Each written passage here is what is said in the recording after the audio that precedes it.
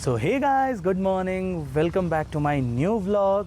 और अभी माता रानी का दिन चल रहा है, यानी कि नवरात्रि।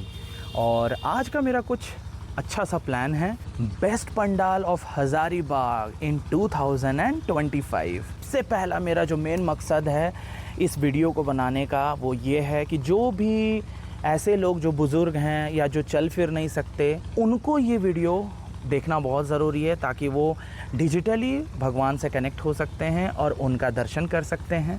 सेकंड चीज़ क्या है कि भीड़ भड़ाका तो बहुत ज़्यादा होने वाला है और सबसे ज़्यादा इस बार का है कि बारिश बहुत ज़्यादा है। इस बार मेरी यही कोशिश रहेगी कि ज़्यादा से ज़्यादा हम पंडाल्स को विज़िट करें ताकि हर वो इंसान हमारे हज़ारीबाग के पंडाल्स को देख सके जो नहीं देख पाए हों या नहीं देख पा रहे हों, चाहे जो भी रीज़न हो उनके साथ। हमें भी घूमने में अच्छा लगेगा, किसी बहाने हमें भी माता रानी के दर्शन होंगे। तो चलो आज चलते हैं। मैं जाऊंगा, मेरे साथ शुभम जाएगा।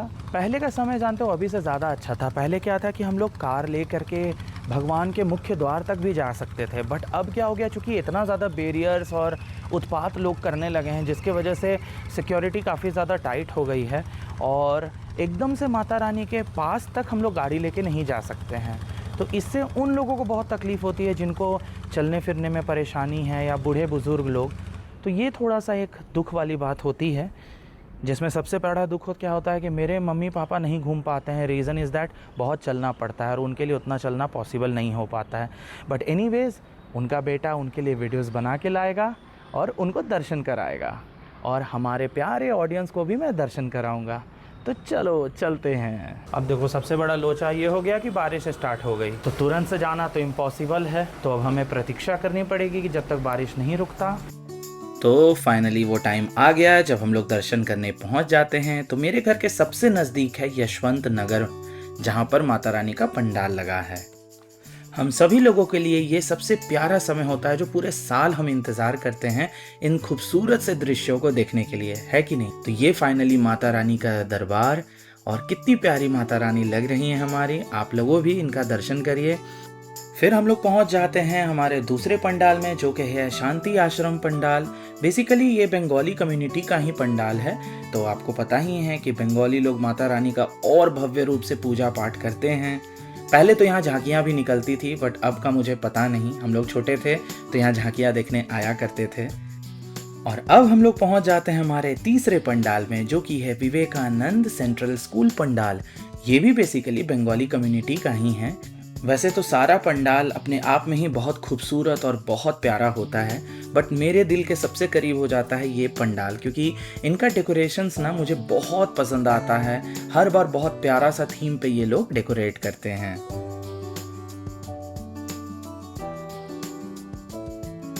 यहाँ दर्शन और प्रसाद खाने के बाद हम निकल पड़ते हैं आगे की ओर, जो कि है हुरहुडू पंडाल।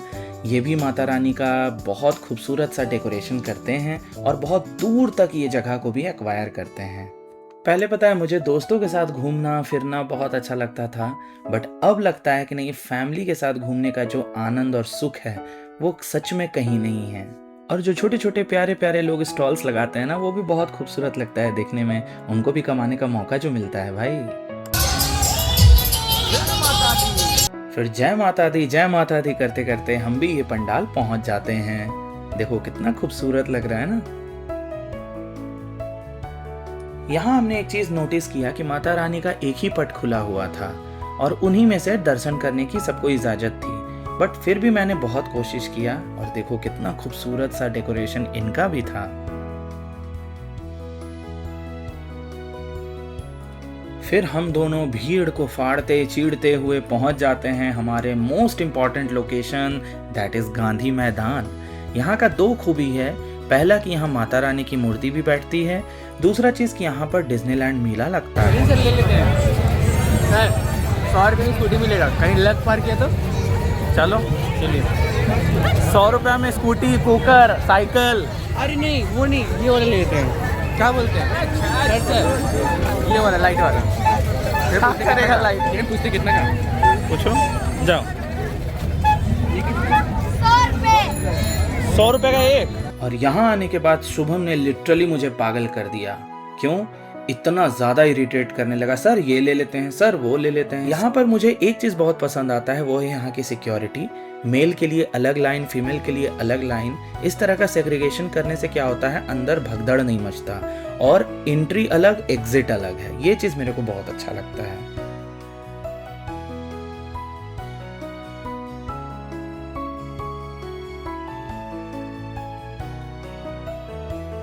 तो लीजिए, पहुंच गए फाइनली माता रानी के दरबार, और आप लोग भी इनका दर्शन करिए।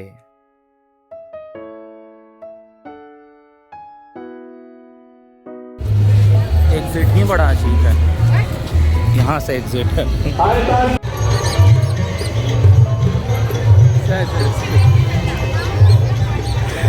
तो ये मैंने लिया है कैंडू के लिए, तो शुभम को लगा क्या कि चलो हम ही पहले पहन के उद्घाटन करते हैं। तो ये शुभम जी मेला से निकल गए हैं, अब दूसरे जगह की ओर प्रस्थान कर रहे हैं। पूरा एकदम अभी भी बच्चा ही रह गया है ये। सर मेला में आए हैं तो ये खरीदिए, वो खरीदिए, सब चीज़ खरीदिए। इधर मेरे को मन था कि आज चला जाए डिज्नीलैंड, बट जा नहीं सकते थे। पहला रीज़न बहुत भीड़ था, दूसरा रीज़न कि काफ़ी ज़्यादा टाइम लग जाता। उसके बाद हम लोग यहाँ मटवारी से निकल के चले जाते हैं कुर्रा लाखे। यहाँ भी माता रानी का पंडाल उठता है।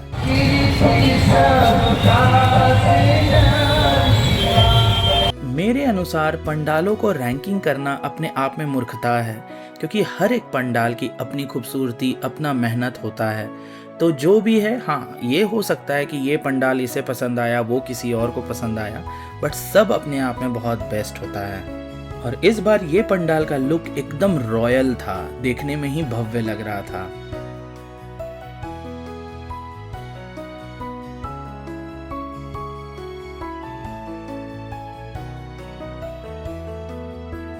भीड़ इतनी ज़्यादा थी कि मुझे लगा कि शुभम कहीं खो गया। फिर अचानक से देखा तो ध्यान आया कि ये एक ही माला जपने में लगा था कि मेरी बाबू मुझसे प्यार करती हो कि नहीं ये बताओ। और ये सुन के मुझे इतनी हंसी आ रही थी कि अभी भी ये बच्चा ही रह गया है। वैसे इधर काफ़ी देर के बाद इसे बुद्धि आई कि सर काफ़ी देर से स्कूटी अकेले चला रहे हैं, तो चलो हम भी थोड़ा सा मदद करते हैं। हजारीबाग में मुझे सबसे अलग सा एरिया लगता है ये मटवारी। ये खुद में बहुत ज़्यादा पॉश लुकिंग एरिया लगने लगता है, क्योंकि मोस्ट ऑफ द थिंग्स यहाँ पर अवेलेबल है, लाइक अच्छा restaurants, shopping complex and many more. चलो अब हम लोग डिस्ट्रिक्ट मोड़ क्रॉस कर रहे हैं। अब मेरे को नहीं घूमना, लेकिन ये लड़का बोलता है नहीं सर अभी घूमेंगे, और 7 बज गया भाई, 5 बजे के निकले। तो अभी हम लोग जा रहे हैं कैफेटेरिया। बोल रहा है ये कि कैफेटेरिया के पास भी माता रानी उठी हैं। चलो भव्य तरीके से ये आ गए हम लोग कैफेटेरिया। आज बहुत समय के बाद इतने रात में आए हैं कैफेटेरिया। नाइट आउट मारते हैं। अब भाई मेरा नाइट आउट वाला लाइफ नहीं ना है भाई। प्रेम से बोल दीजिए गणेश भगवान की जय। बारिश इतनी ज़्यादा हो रही है कि देख लो, इनका जो कारपेट है वो पूरी तरह से गीला हो चुका है। और जैसे ही हमारी एंट्री होती है यहाँ पर शाम की आरती माता रानी की शुरू हो जाती है।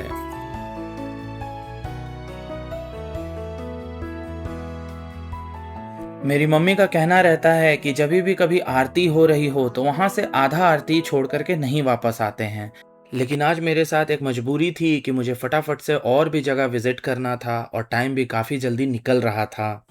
और कैफेटेरिया माता रानी का दर्शन करने के बाद हम लोग पहुंच जाते हैं बस स्टैंड माता रानी का दर्शन करने, जहां पर आरती संपन्न हो रही थी।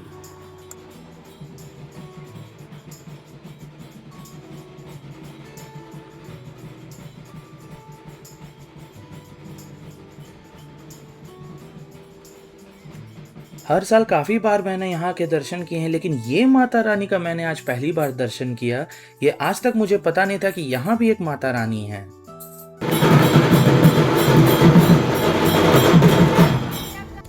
बस स्टैंड में एक्चुअली 2 जगह माता रानी का पंडाल उठता है, एक जो अभी दिखाया और एक ये भगवान सीताराम मंदिर के जस्ट बगल में।